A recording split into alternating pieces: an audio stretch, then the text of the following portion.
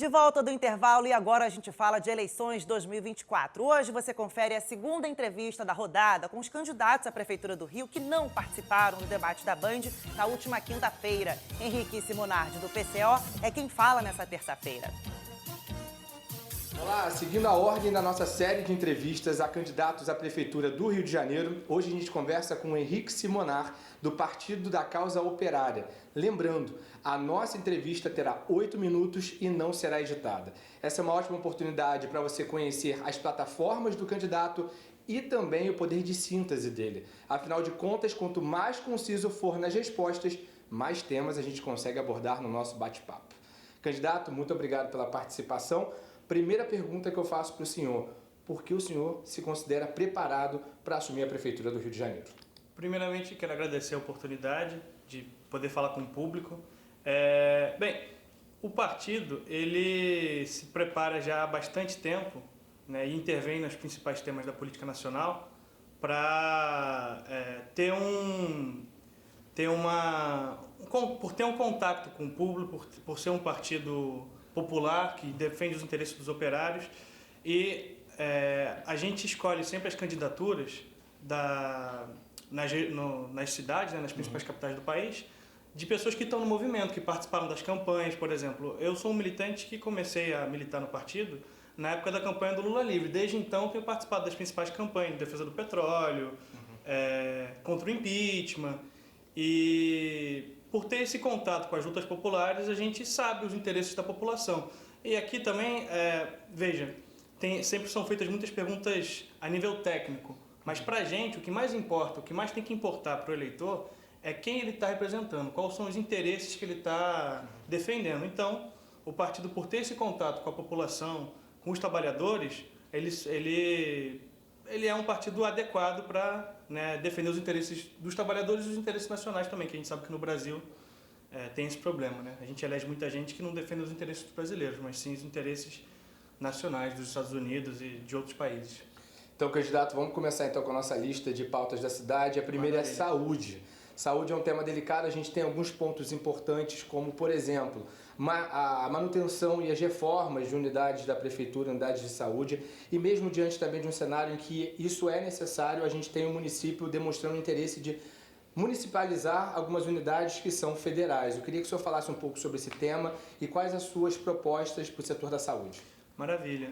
A gente tem no setor de saúde, de fato, a gente tem, na verdade, muitas unidades que estão caindo aos pedaços, principalmente na Zona Norte e na Zona Oeste. Precisaria aumentar, pelo menos dobrar o orçamento de saúde nesse sentido. Aí também vai precisar ver como é que vai estar os cofres públicos no ano que vem. Mas a gente tem que trabalhar também junto com o governo federal, para a gente tanto aumentar o número de unidades do município, como de unidades federais aqui também para atender a população, junto com o governo estadual também, embora vai ser difícil trabalhar com o Cláudio Castro. E, um tema que tem sido tocado muito é diminuir o tamanho das creches, né? Que também é um problema de saúde pública, é um problema de educação, mas também de saúde pública, para aliviar um pouco as mães do Rio de Janeiro. Então, precisaria pelo menos dobrar o orçamento das unidades, das UBS, das UPAs, aqui no município. O senhor falou de educação, esse é um ponto que a gente vai tocar também. Educação no sentido de aumento do número da quantidade de creche, vagas em creche, que é um problema que a gente tem acompanhado, tá? E outras questões relacionadas também à educação. Quais são as plataformas, quais são as propostas que o senhor tem para esse setor tão importante da cidade? Primeiro, o ensino integral, para as mães e para os pais também poderem trabalhar e deixarem seus filhos na escola com tranquilidade, deixar o pessoal estudando. Também, como a gente falou mais cedo, né, diminuir as filas das creches, mas precisa de investimento em infraestrutura, principalmente nas áreas mais carentes, nos limites aí do município na Zona Norte, nos limites do município na Zona Oeste, que estão abandonadas, né? O atual prefeito ele faz bastante reforma e bastante infraestrutura na Zona Sul, que é onde tem mais público para ver, onde vai ter mais destaque, mais divulgação, mas a gente sabe que quem mais precisa estão nessas zonas mais afastadas do centro da cidade. Estamos chegando quase na metade da nossa entrevista. O tema agora é transporte. A gente viu uma ampliação da rede do BRT, né, com algumas novas estações sendo inauguradas, mas há uma reclamação muito grande desses modais não conversarem muitas vezes, e a reclamação que a gente ouve muito é em relação aos ônibus convencionais, falta de ar-condicionado e também ônibus caindo aos pedaços. Queria que o senhor falasse sobre as suas plataformas, sobre as suas propostas para o transporte público e mobilidade urbana. Não só os problemas dos ônibus caindo aos pedaços, mas dos ônibus das linhas que estão sumindo também. Se eu não me engano, acho que em 2020 foram mais de 150 linhas de ônibus que sumiram, que desapareceram, que descontinuaram.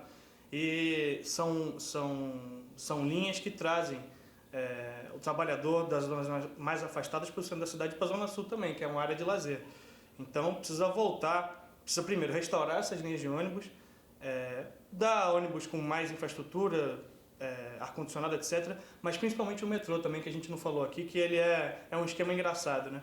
Quem faz as obras é o município, mas quem recebe o dinheiro da catraca é uma empresa privada. Tem que acabar com isso, o município tem que gerir todo o sistema de metrô e voltar a ter linhas. A gente mal tem um metrô aqui, é uma linha e meia, uma linha que se bifurca em dois, comparado com São Paulo, isso é ridículo. Não dá para fazer, teria que ter uma conversa com o governo federal e estadual para pelo menos a gente ter 4, 5 linhas que ligam a Jacarepaguá, que liguem aí a Universidade do Fundão, enfim, aumentar o sistema de metrô e fazer conectar entre si também, né? Não adianta só o BRT. O BRT, na verdade, ele cumpre uma função que deveria ser do metrô.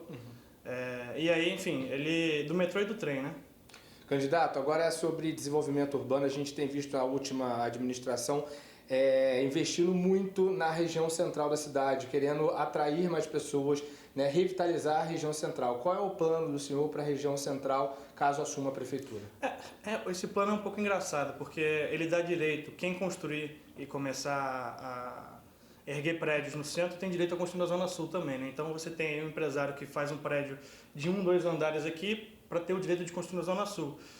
É um plano que, na prática, ele é insustentável. Também a gente vê alguns prédios, condomínios sendo construídos no centro, mas não tem padaria, não tem mercado. Mas é um plano que, para agora, até vai parecer que está movimentando um pouco a área central, mas daqui a uns 10 anos, 5 anos, vai ficar totalmente vazio, porque é inviável. Então, esse problema do centro da cidade é um problema da desindustrialização da cidade do Rio de Janeiro e do estado do Rio de Janeiro. Por isso que está caindo aos pedaços.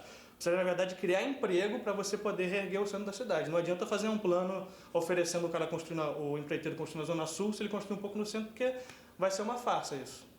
O senhor tem algum plano para a questão de moradia? Tem algum programa para moradia já dentro do seu plano de campanha? Sim, na verdade esse é o nosso principal ponto, né?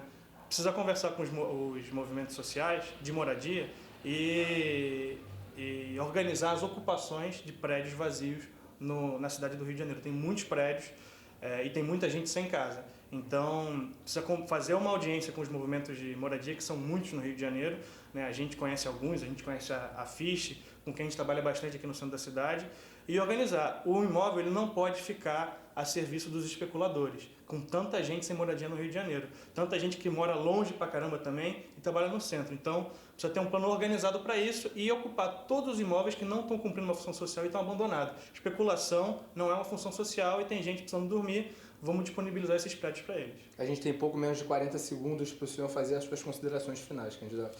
Bom, queria agradecer à Band pela oportunidade, queria fazer um apelo ao público também, de nessa eleição a gente não ficar pensando no mal menor, né? Vamos votar em quem realmente defende os interesses do Brasil, dos brasileiros e aqui, né, dos moradores do Rio de Janeiro.